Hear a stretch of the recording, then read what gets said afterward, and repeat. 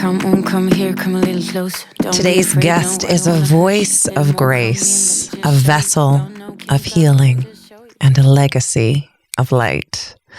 Maisha Baird is a transformational speaker whose presence shifts rooms long before her words do. Rooted in sacred empowerment, spiritual inclusivity, and embodied wellness, her leadership does not demand attention. It invites remembrance. Through the alchemy of grief, devotion, and lived wisdom, Maisha guides women back to themselves. She speaks about softness as strength, about wellness as sacred responsibility, about legacy, not as memory, but as movement. Her journey, shaped by resilience, motherhood, reinvention, and the profound transition of her beloved mother, Cheryl, to breast cancer, did not harden her. It deepened her. It refined her voice into something both gentle and powerful. Whether standing in national spaces like the American Cancer Society or holding intimate rooms of women navigating transformation, Maisha carries a rare authority, one that invites others to exhale. Maisha. Wow. Sister. Yes. Oh, my. Welcome. Oh, I'm like, who is she talking about? That woman is amazing. Doesn't every woman deserve that validation? Yes. Oh, my goodness. Oh, that was so good. So full disclaimer, I was like, we're going to have to throw this out there. Me and Maisha is girls. Oh, no, like in real life, for real. So today's episode might be a little bit different. Yes. But my goodness, my goodness. am so grateful for your friendship and for your sisterhood and the ways that our relationship continues to grow and flourish and what we bring out in one another. And as our relationship and our sisterhood has grown, one of the things for me that just always stands out about you is when you speak, there is this calm authority that doesn't rush to prove a damn thing.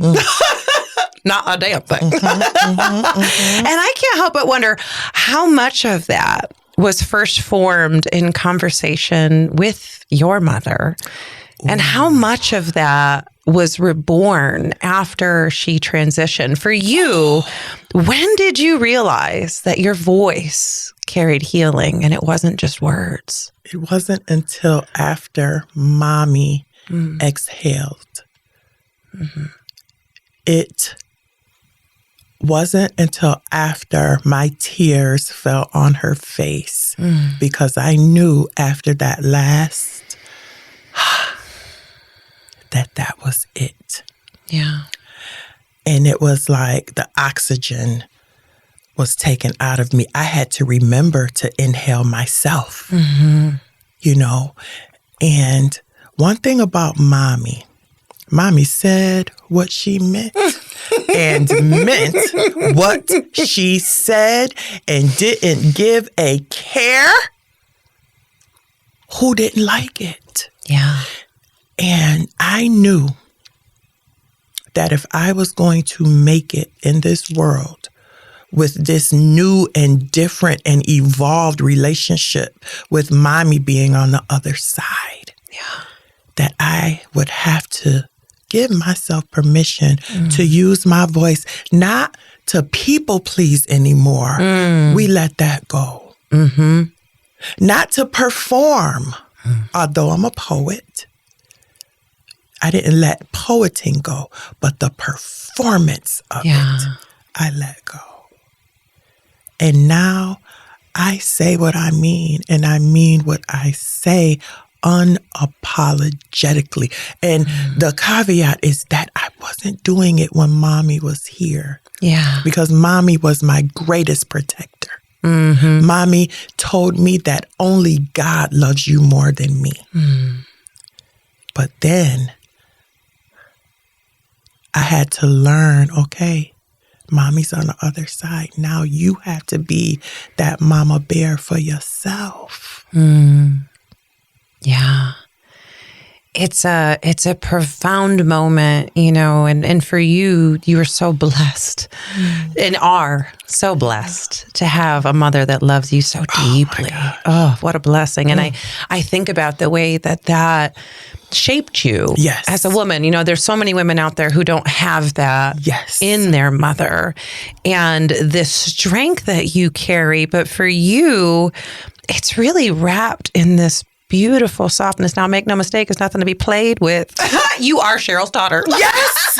Oh my gosh.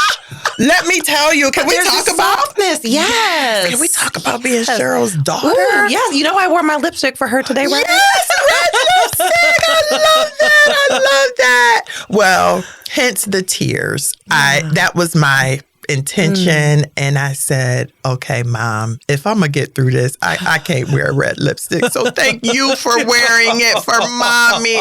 Oh, she would have loved you. Being Cheryl's daughter, I began saying that I am Cheryl's daughter, because when someone's womb nurtures you and then brings forth your life, they are co-creators with God's source creator. Yeah. Right? And I have never, and make no mistake, I love my father. It's a different love. I'm a daddy's girl all day, but I get to have both. And so we're just going to talk about Mommy's love for me. I am her daughter because she taught me how to use my voice by being an example. She taught me how to advocate for my health by being an example and teaching me the real medical terms. You know, she would say, "Oh no, you don't look like you have conjunctivitis." Mom, what's conjunctivitis? Because she was a nurse. She was a nurse. Pink eye. I'm like, oh, conjunctivitis. Okay. So now when I go to the doctor, when I get my mammograms, which I do, ultrasound every 6 months, mammogram once a year because Mommy passed away due to breast cancer, I say, can I see the screen? What do you see? What is that called? Oh, that's adipose. Well, why does that look different than that section? Oh, because that's dense tissue. Oh, okay. We get to collaborate and partner with people who are taking care of us. And it's so important, you know, as I'm preparing, I'll be 40 this year. And, you know, I know that menopause is coming and I think we need to untaboo that, right? Yes. So like, as I'm walking into it, I am desperately seeking out my sister girlfriends who have already made it through or in the process. And I'm like, can you please educate me? Because nobody talks about it. They don't prepare us for it. Oh my goodness. You want to go there? Let's go. Thank goodness that my estrogen levels right now, I am at a space of homeostasis. I am very much balanced because I am doing hormone replacement therapy. Give me my estrogen.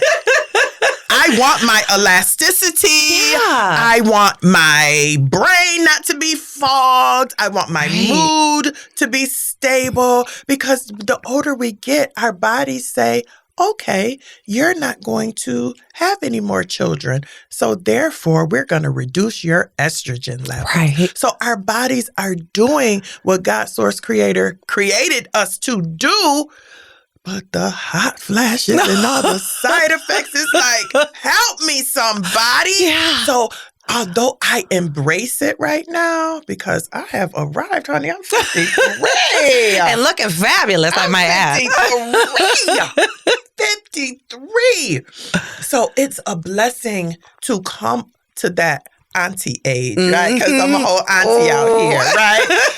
It's a blessing to come to that auntie age. But what comes with the wisdom is the ability to conform to what's happening in your body. Okay, we're menopausal. Great. Now what? I'm not going to talk bad about my body for doing what it's supposed to do. So what I can do is help my body by eating the foods intentionally that will help me not have so many hot flashes. Yeah. Like green leafy vegetables from what I read. Drink plenty of water, stay hydrated. And for me, and this may not be for everyone, for me, my estrogen patch and my estrogen medication is helping so much because it was hard to function. Yeah. My body, when you have hot flashes, that is your body saying, oh, she's overheating. Let me cool her off. So the hot flashes aren't to harm us. They just don't feel good. Yeah. But the body thinks it's doing the right thing. Yeah. So let's honor us. Okay, boo. And I know love you think I'm hot, baby. I know you're trying to cool me down. So we're going to give you a little estrogen so you can chill. You feel me? Yes. I mean, making space for that. It's like, I feel like there's with hormone replacement therapy, there's this, taboo around that. And to me, I'm like, that just seems hormones are such a huge part of our experience. And I've heard so many women say, this was disruptive, and women who are leaders and own businesses are like, I was unprepared for how much this was going to disrupt my life. And I love that you are breaking these norms. You are making this okay to talk about, and you are helping women, including myself, to advocate for ourselves through this time. We get to do that.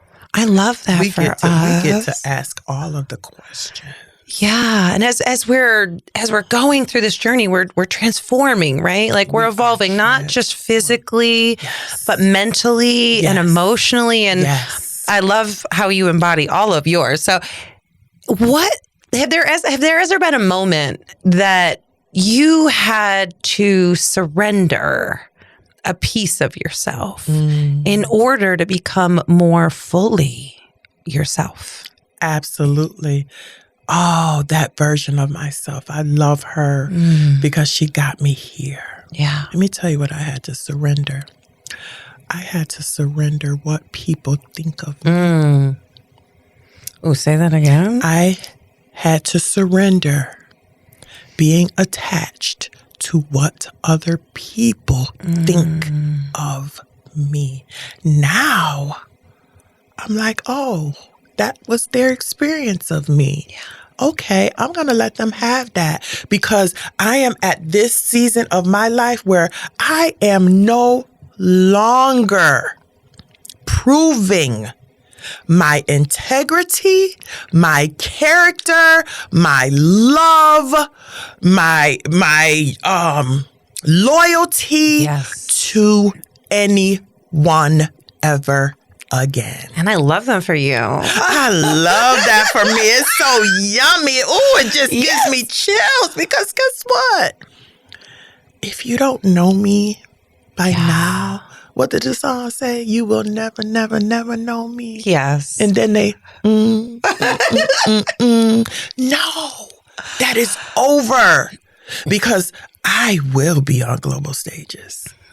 My future self, I see her plain as day. Her first international speaking engagement is going to be in Dubai. I've been saying that for the last year. Don't ask me when. Don't ask me how. I just know. And so with that, I have things to prepare for.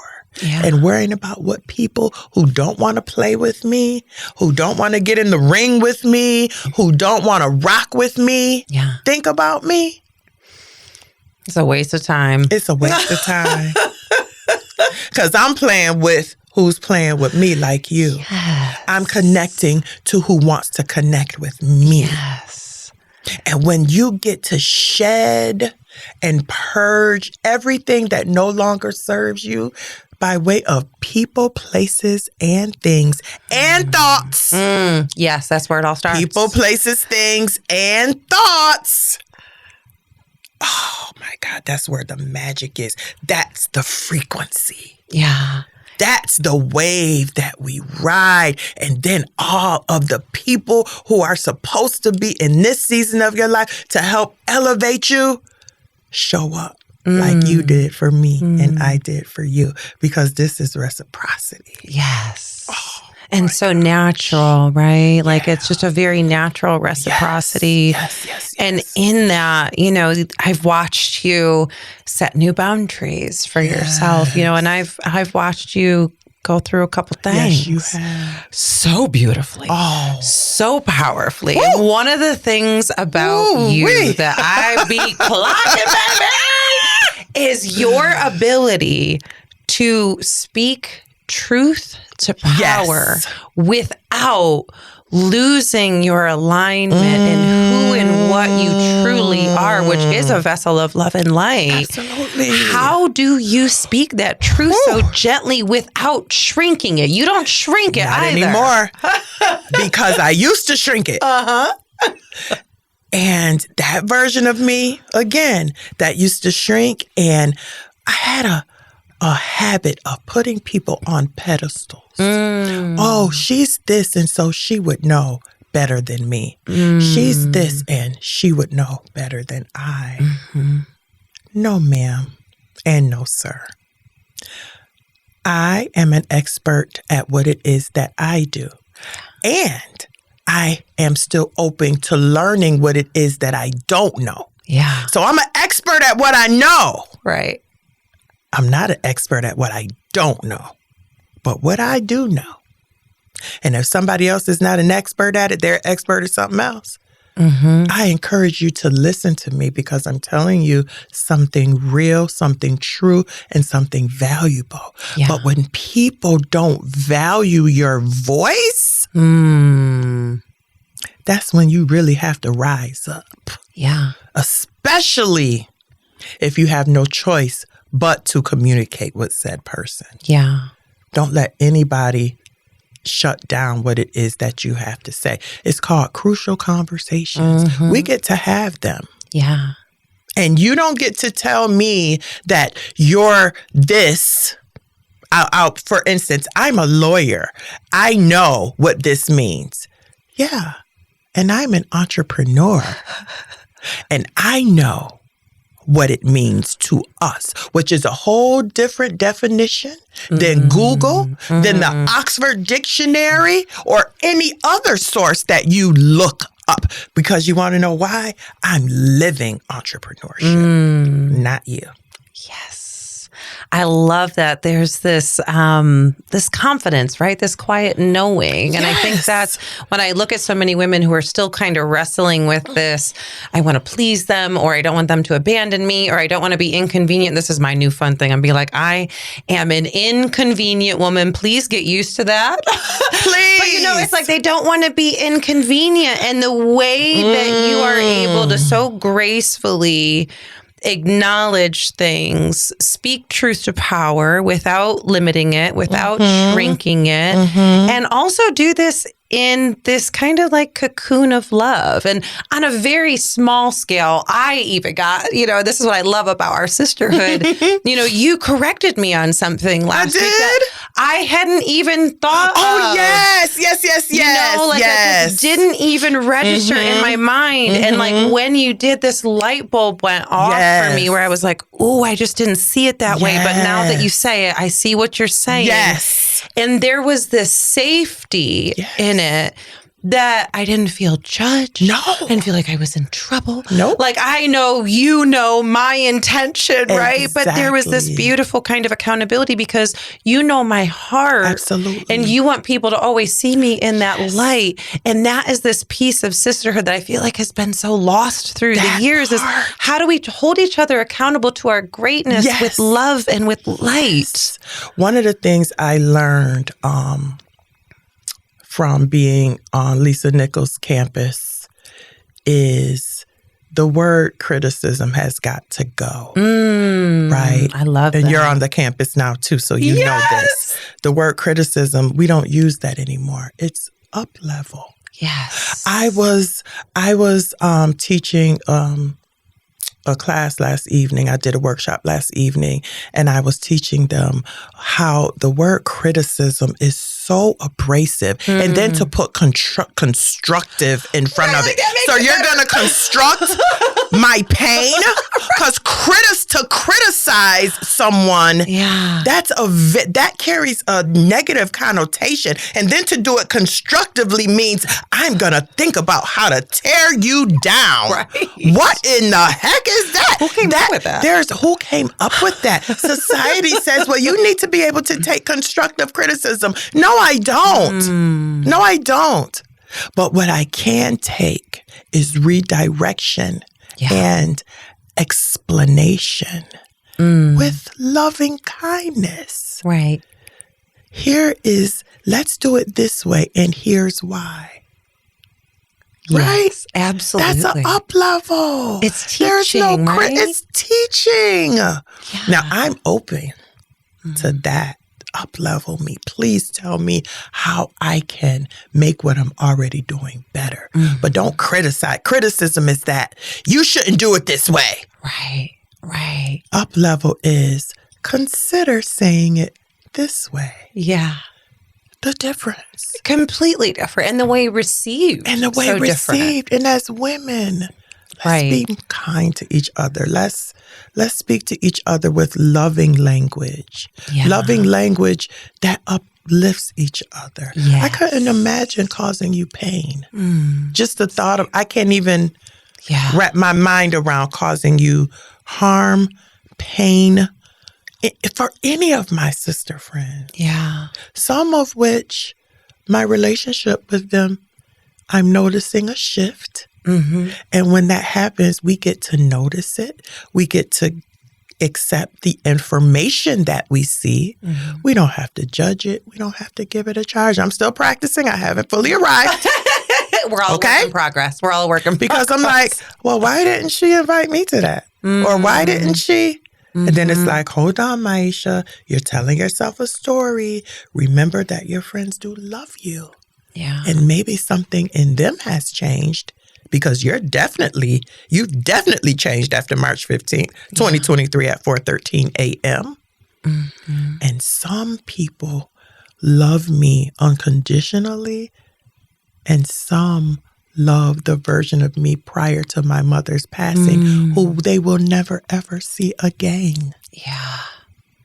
And that's where we get to release and move on. Yeah, I think there's this piece that we've missed, and maybe it's a cultural thing, I'm not sure, but in honoring the seasons of things, right? Like there's that beautiful people come into your life for a reason, a season, or a lifetime. And one of the greatest blessings is having the discernment to know which is which. Absolutely. And release with loving kindness. I've gone through this myself, and, like relationships that have we've come to a point where I'm not sure I have anything of value to give you anymore. Yes. And maybe you don't for me either. Yes. And that doesn't mean I need to vilify you. No. Make you wrong. No. Make this bad. What I do is I am going to honor the time that we shared together. That's it. I'm so grateful and thankful for every experience, for every learning lesson. And I can acknowledge and honor that your path is ready to take you another direction. And baby girl, I wish you the absolute best. I'm going to be here cheering for you. Come on now, let's clock that. Let's auntie clock that. Let's clock that tea. That is so good. 2025 was such a defining moment in my life with regards to relationships. One relationship, I'm still in process of noticing what's going to come of it, right? But 2 relationships are complete. They are absolutely complete. There is no dialogue. There's no conversation. Absolutely complete. Do I still love these 2 individuals? I do love them, but I love them differently now. Yeah. Here's what I love about them. I love the experience I'd had with them that taught me and is still teaching me how divine forgiveness is. Thank you for doing what you did. Because now I get to practice forgiving you, which does not mean we have to reconcile. That's right. But it means I get to, like Reverend Dr. Michael Beckwith said, accept what is. Okay, I accept what happened. I accept the betrayal. I accept the betrayal. I accept the betrayal. Okay? Betrayal is a huge thing. Yeah. To Even when you accept. said it, I had to take a deep breath. You have to take a deep breath. And I had to say it so I can even hear it like, okay, I accept that my perception of what you did is in alignment with betrayal. Yeah. Then I get to harvest all of our good moments. Ooh, we had a great time here. I had a great time here with her. I had a great time here with him. Oh, I remember when he called me and said, I love you, girl. I remember when she said, I love you. I'm like, I loved that moment for us. Yeah. And then guess where the real forgiveness comes in? Where? Letting the rest go. Ooh. All of the, you should have did this. Why did you do? Yeah. Letting it go. Because that type of rumination, one thing I learned about our brains is that our bodies don't know the difference between something happening right now, if you're thinking about it, or if it happened in the past. And so if I continue to go over and over and play this movie in my mind, my body and my nervous system and my cell and my organs are going into fight or flight and anxiousness and anger. And what am I doing to myself? Yes. I'm causing myself harm. I am participating in my own harmful activities. I'm not going to betray Maisha the way that Maisha was betrayed. I refuse to betray Maisha. Not going to do that. Yeah. Oh my gosh. So I let them go with so much love. I imagine something good happening to both of them. I imagine light surrounding them. I imagine all their needs being met and some, because that's the only way that I cannot want to burn some shit There's your down. daughter. There she is. You understand? That's the only way. I'm not. Yeah, balance, baby. Balance. That's the only way. I'm not letting everybody know that you ain't as righteous as you're portraying to be. So I love you enough. Do you, boo? And you do you too. Yes. But do it away from me. Please. Look. That is so powerful. That's I haven't fully arrived there. I'm still working on that. I'm still working on it. But and with. Yes. Someone taught me, a beautiful woman by the name of Latia taught me, and with. Oh, I love that. It doesn't have to be either this or that. My grief gets to be on the same street as my joy at the same time. My disappointment gets to be on the same street with my love. And with duality. Yeah. More than one thing could be true at the same time. It's so true. And I'll tell you, the women that I am seeing that are just fully embodying this moment in history that we are living in, they have that balance. They are not this or that. They are this and that. Yes. So how would you like to play, my friend? Come on now. Come on. And I love being in my soft and my gentle. And it's okay for us to also have that other side. It is necessary and it is needed. It is so necessary. How can God, source creator, made us to bring forth life and to go through the most excruciating pain for hours and hours and hours. And then once we bring the baby forth, all we feel is love and we forget about the pain. Immediately. I would do it all over again. But I was on that table like, I can't do it. Exactly. I'll do it all over again 4 times in a row. What? Yes, you did. I can't even remember the pain. Yeah. I remember it hurt. But it didn't hurt enough to stop me from having my 2nd and 3rd and 4th child. That's right. That's right. So if we can do that, we can be that strong. Yeah. And we could be sitting and basking in our feminine glory and soft and with. And with Both. I love that. You know, I've gone through my own, shedding and relationship shifting. And I think one of the other huge things that we get from it that you really touched on is in those moments, there's also some really powerful takeaways about what we can take from our boundaries. Ooh, yes. Like there was a relationship for me in the last few years that really, really shifted. And it wasn't until actually I was meeting with my other lady, Miss Toy Sweeney last week. Yes. And I love Toy. Yes. She loves you too. We was talking about you.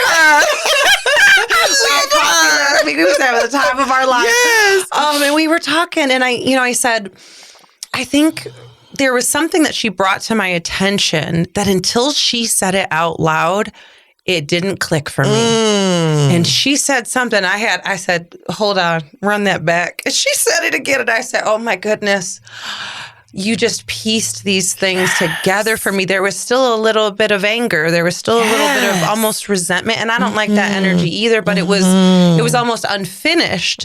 And when she pointed something out to me, I went, oh my goodness, that was it, right? And then the second that I connected those two dots, what I realized was there was a boundary that I wasn't enforcing in that relationship, right? And for me, what that looked like was I kept taking on the other person's emotional turmoil. And it felt like betraying myself because I unfortunately had been, as a young child, exposed to situations that I was forced to take on someone else's burdens. And I didn't connect those dots that's why I'm having this like visceral reaction to this thing.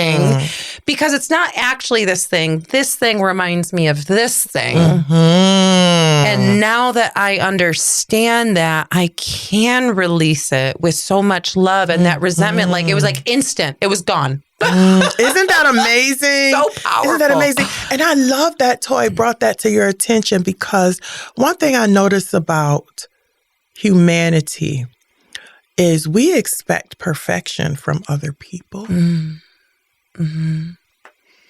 I'm sorry. There is no such thing. No. That's a social construct. Yeah. We're all making progress towards our greatest yet to be, Ashe. toward the highest version of ourselves. And there are going to be bumps along the way. Yeah. And things are going to be perceived a certain way based on that person's reality of truth and experiences. You and I are having a conversation right now. We are in the same room, drinking the same water, smelling the same candle, talking into the same microphones. And we're going to walk away with a totally different experience. Yes. You got that from it, Stephanie? Oh, I didn't even think of that. And I was right there across from you. You know what I mean? Absolutely. And so we have to be able, we get to practice exercising that muscle of understanding why. Yeah. Now, I'm not talking about betrayal and all of that. Right. I'm talking about with each other, like how Toy lovingly brought something to your attention instead of sitting back and judging her sister friend. Right. She freed me. I mean, in an instant. And there's been so many times in our relationship, it's been the same thing. Like there was just something you brought to my awareness that I was like, wow, like that is so powerful. And I think for women, who are on this journey of consciousness, expansion and mindfulness and presence and oneness and unity.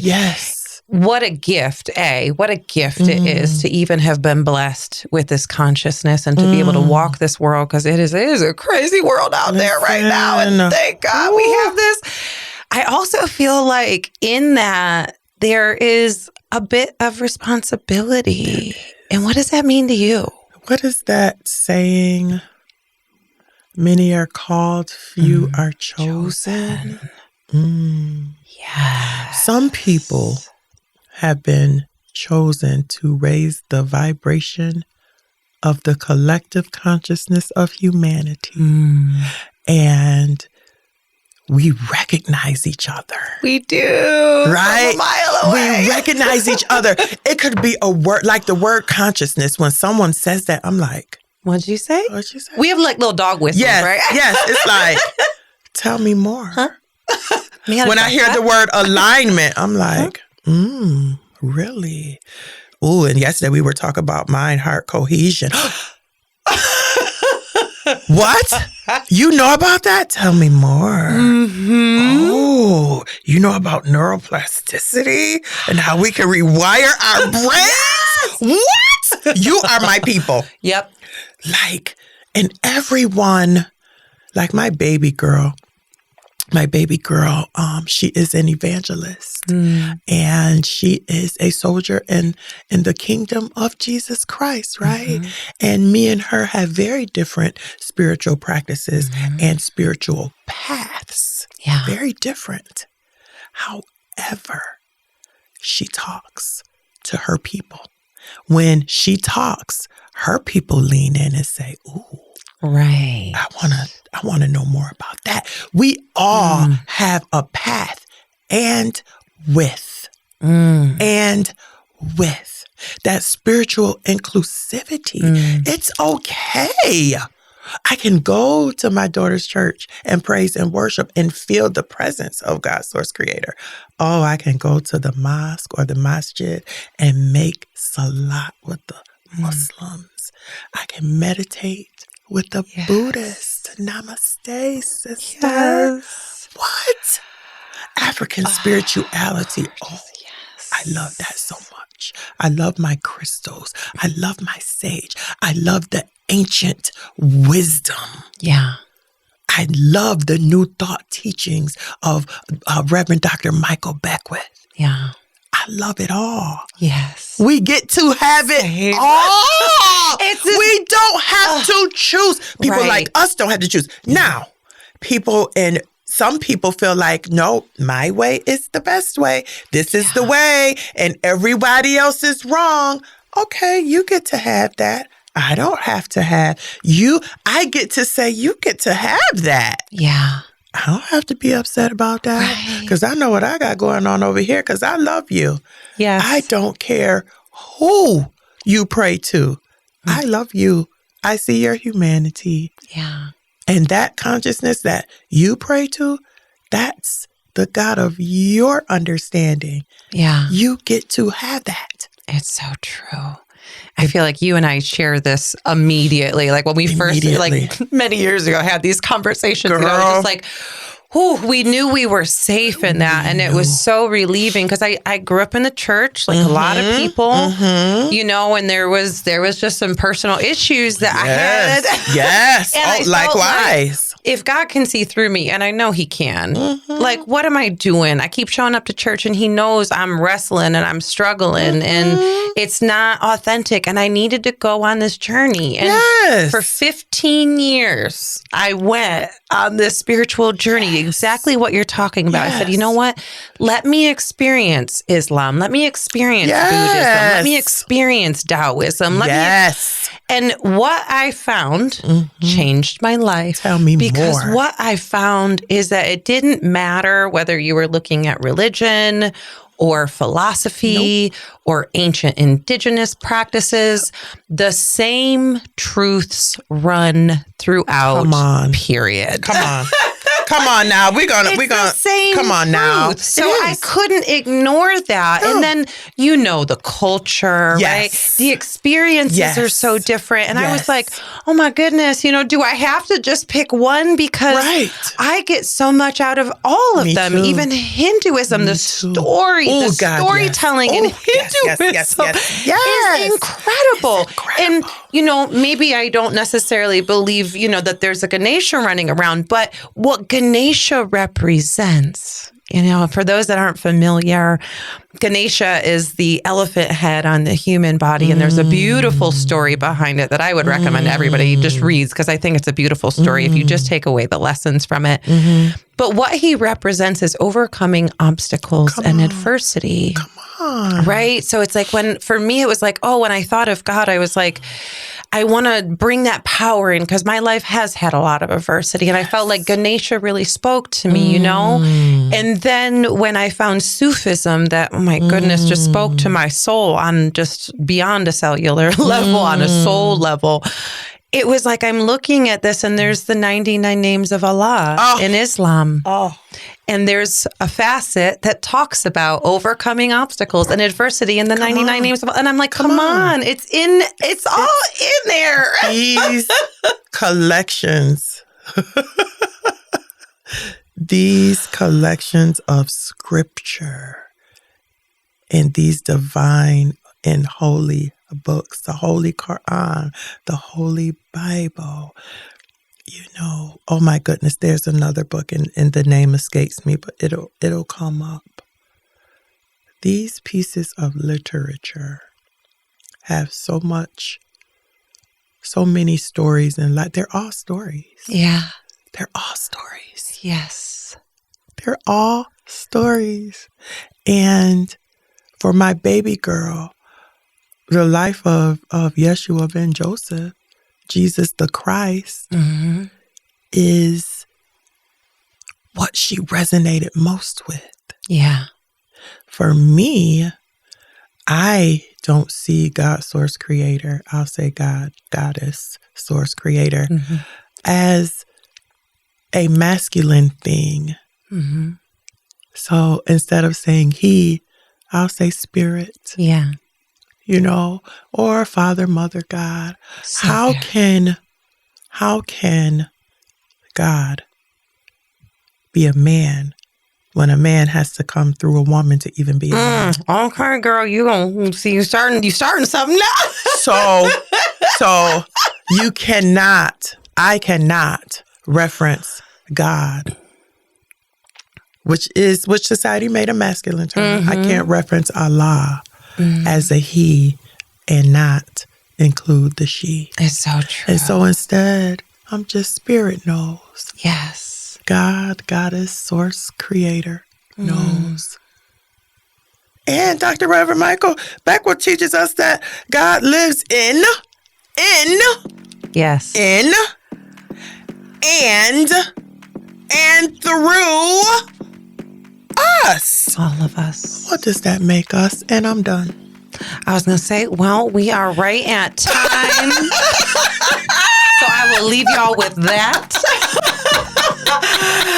But my sister, my beloved sister, thank you so much for coming in, for sharing your wisdom, for sharing your grace. Make sure you check out the Maisha experience. She is out here just shifting frequencies. I am so grateful that you are in my world. Thank you for being here today. Likewise. I love you. I love And there is nothing you can do about it. Nothing.